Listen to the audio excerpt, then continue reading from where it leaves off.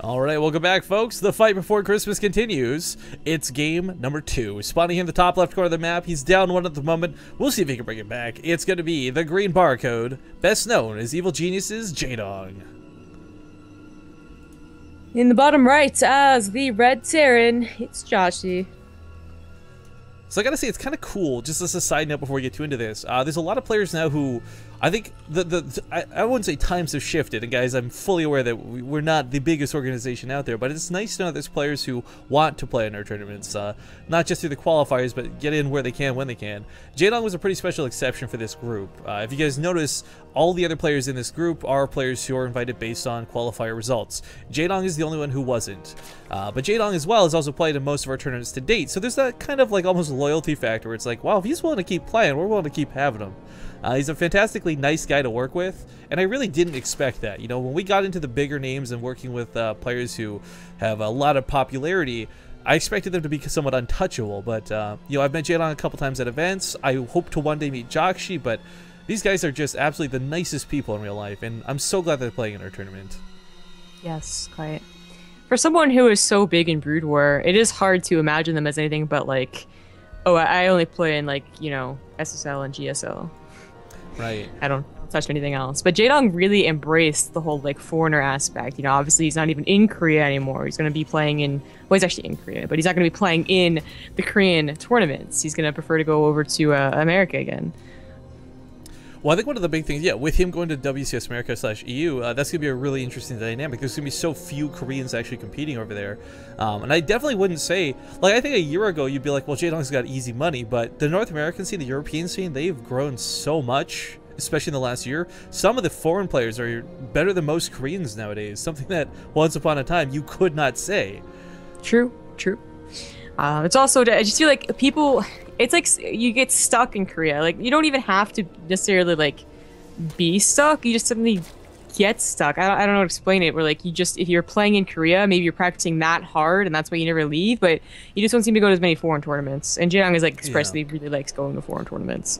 Well, I mean, you gotta consider there's gonna be a big cost effect to that too. I mean, flying from Korea to Europe and flying from Korea to North America might not always be the same as the other way around. That's true. But definitely want to see Jaedong more foreign tournaments. I think one of the biggest things is like these guys have cultivated some pretty nice personalities around them. Jjakji's definitely, I think, the smaller fish in these two, but I mean, in the grand scheme of things, one of the bigger names there was. You know, not like this guy's never won a GSL or nothing. Well, long time ago, but yeah, Jjakji's interesting because he was one of the forgotten GSL champions. Now, the real forgotten GSL champion is Sniper and or Roro. Both those guys no one remembers because there was Zerg and there was Bruiser Infestor. But Jjakji was up there for a while. But then he came back to being really good. So everyone kind of had like, you know, we were bringing him up back like 6 months ago when he was starting to, you know, actually how long has he been on Mind Sanity? Maybe a lot longer than I want to say almost a year at least at this point. Yeah. Everything's almost a year. He's like the only one who hasn't won like a DreamHack too on the team, by the way. Like everybody else. Womp womp. Someone got close, right? Like who got close in the last DreamHack? I don't know, but I know, like Rain, of course. Rain got picked close to IEM, but it's not DreamHack. Yeah, so Rain almost wins an IEM. Saxi gets picked up, he wins a DreamHack, no problem. Stardust a DreamHack, no problem. Like Jjakji's probably the one guy on the team who's like, I think for a time was one of their best players, but never had like big titles, which was kind of sad. Yeah, but he was always very solid, so people started remembering, oh yeah, he was a GSL champion. Yeah, look at that.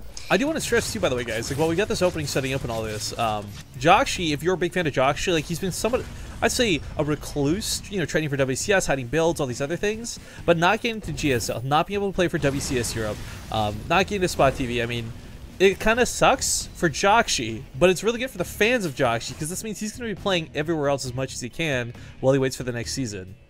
Yeah. And the builds have started to line up here, so let's talk about this. Yeah. You know, Jaedong's going for 2 base. He's got +1 on the way, Roaches, so I think he's going to do a big Roach attack. Jjakji, however, did get Banshees. Ooh. That's what's happened. That should not have happened. That George should have absolutely died. Because it takes a 3rd shot from the Hellions, but still, that was so clutch. I thought they were going to physically block out the hatchery. Yeah, that's what I thought too. But yeah, Jjakji's going for a Banshee, so as long as he doesn't lose these, he's going to be very helpful in the defense of the Roaches. And he is going for Bio. Jjakji more of a Bio. He has like months where he goes for like a lot of mech, but I guess it's the month where he's going for a lot of Bio. Well, I like to scan in the main, look for gases. Of course, can't quite confirm everything just yet as they've been taken at the natural. But the biggest scare out of this is like, while roaches are okay to start, we really have to keep an eye on the production tab. If there's a baneling nest that comes down, this becomes that giant all-in. It becomes immensely scarier for Jjakji.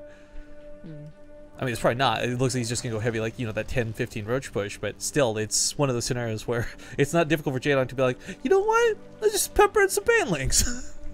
Oh, it is. It'd be that big roach push. You know, Jjakji should have a feeling that he should be cautious at the very least, right? So he doesn't know it's going to be 15 roaches. You only see 4 that could just very well be for Hellion defense. But you got to be wary that there could be a lot more in the way. Now he sees 6. I like that. He walks right into the Hellions because Jjakji wasn't paying attention. He was microing against that Overseer back at home. So he gets a couple of snipes, not too bad. But Banshee was just simply denied to the natural. I think one of the biggest things here, she was driven off. I was to say, I didn't think it was killed. Jaedong's kind of hidden the roach count though by chasing off those Hellions and keeping the Banshee out. Jjakji actually hasn't assessed what you pointed out, where it's like maybe it's 5, maybe it's 20, I don't know. But because he doesn't know, he's gonna throw down that siege tank. He's gonna get a second bunker up. He's gonna play this ultra safe. Or he's incredibly safe because ultras aren't in play. Anybody? Oh, hey, Jaedong's doing what we were talking about a little bit earlier on today in that whole roach into muta switch. He did only like get the +1 missile, and now he's getting the +1 carapace. But anyways, Jjakji, I don't know if he's gonna expect this. Like, it has really just fallen out of favor. He's gonna do whatever damage he can with the roaches. They're gonna die. I mean, the Banshee's there. He's got a lot of Marauders, but they can still kill a couple SCVs. They can't really get away though, which sucks. And it really didn't do enough damage to warrant this. I feel like it would have been almost a better investment to stay at home because, as you said, with the Banshee out, there's no pressure. He can't leave these here to poke at that third. I guess the creep spread's here, which is annoying, but yeah, there's no continued pressure to the natural. He tore down 2 depots, a couple SCVs. Bit unfortunate. But the nice thing is, roaches aren't that expensive, so losing them isn't nearly as painful as losing Mutalisks. Jjakji going for an immediate attack with 2 drops. It's actually going to work out. They're going to hit just before those mutas pop out, and of course before banelings are here. There are roaches, but they are on the wrong side of the map. Well, they'll throw down the rocks and be able to at least respond. Better than getting blocked out and have to go all the way around off of creep. Yeah, that is true. The Spire's at the 3rd. Jjakji does have stim, so it's possible he could snipe it. I mean, it's a pretty, like, you see that, and it's like a magnet, right? You just want to snipe it. This third base, there's so much here that he has to defend. The Spire, the Evolution Chamber, the actual base itself. The roaches will get here to respond. The problem is with the Marauder in this tow, you know, there's a lot of damage coming down. Jjakji can start microing these Marauders too. Maybe go full on Nathanius. Yeah, I should never in my entire life think I could have ever gotten away with a reference like that, but Nate had some pretty sick micro in that red to highlight clip. Yes, he did. Meters are now out, so I think Jjakji, this is his first, you know, indication that it's not going to be just pure Roach or Roach Hydra. Well, actually, you saw the Spire, that's right. But I guess that was his first indication. He was getting, I guess, a 1, 2, maybe he was going to start producing more tanks than just this one, but he swapped over fairly quickly after realizing that Spire was on the way to Widow Mines. I am quite frankly a bit shocked that we see him transitioning back into what should have been standard in the first place. You know, Banelings, Zerglings, like those upgrades coming out now are, again, I feel a little bit awkward, but nice catch here in the reinforcement line. Gets right through the middle of it, so he doesn't have to fight the army head on. He's gonna pick up a lot of Marines on the way back, trying to stay away from the big clump of units, of course. And this is a great move out of Jaedong. It completely draws Jjakji's army away from his 4th.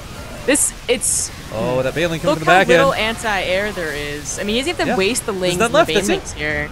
There's no more. Attack the mutas. And this is why this transition can be very effective. I mean, usually you have to do some damage to that earlier Roach push to really be able to even survive until you have mutas and Baneling speed. But if you do any damage, then, like, they're preparing for another thing. You know, I expected that. They're preparing for something entirely different. They have Marauders. They might have more than 1 tank, which is actually pretty devastating. Tanks are just not that good. Like, people try, but you really need, like, a large number of tanks to really make them useful, and that you just don't have that for a very long time, especially if you try and push out like Jjakji did right there. You just get swamped by, you know, a composition that you weren't preparing for. And that's kind of heartbreaking too, because the tank is, it's one of those units that's trying so hard. Like back in the day, it was a really big deal, and now it's like, buddy. It's, you know, a tank is like a GIF, right? No one wants to say it, but what is this analogy? I don't know. I was trying to take a shot at the GIF. Okay, whatever. Anyways, the Mutas are gonna just barely miss the medevac here. There is a Widow Mine in this drop. This is not just a Marine drop, so there's a lot of very explosive potential damage here. Back rocks are still up, so Jaedong can't quite run by, but man, he's got a lot of units roaming the map right now. His upgrades are not so bad. I mean, last time it was embarrassingly bad. Like naked Zerglings versus 2-2, you just can't damage the Marines, like period. Yeah. They're actually ahead of Jjakji. Well, the take care of his upgrade is either, anyways. So. Nice that split. is something that does not happen very often.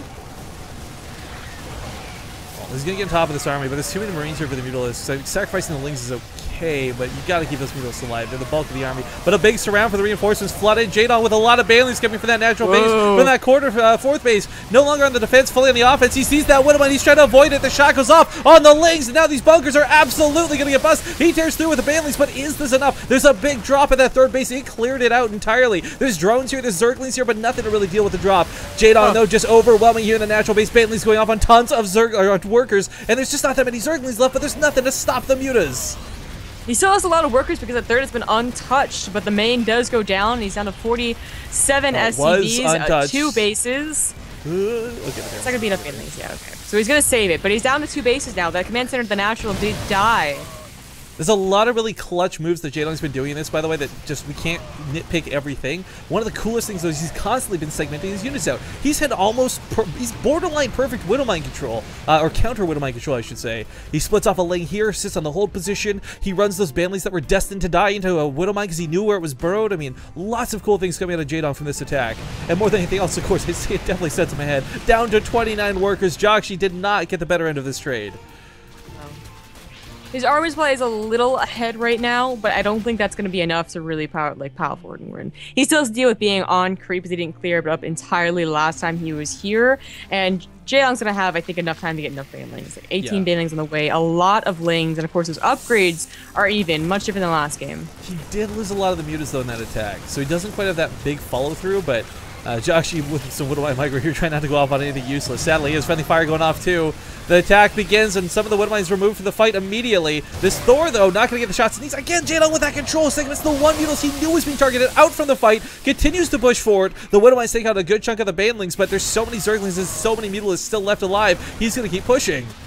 Yep. Surround of the Marines go down. The Banelings can't quite make up for it, but the Mutas are plentiful enough with that Glaive Worm to take care of those balled up Marines. And again, we have to point out that Jjakji lost the natural. If he was on 3 bases, Terran could do wondrous things with mules, but he's not. But he's picking up a good chunk of the Mutas with that southern reinforcement point. Problem is still I don't think enough to carry him through this. There's no medevacs to keep healing the Marines. They're coming out 1 at a time, 2 at a time. Jaedong doesn't have a lot, but Jjakji has even less. Yeah, absolutely true. Can't quite get on top of production. You know, the Muta is going to have to leave eventually, but there's more Lings in the way, so maybe that's not the case. Yeah, GG is going to be called. Jaedong will bring this series back. Jaedong ties it up 1-1.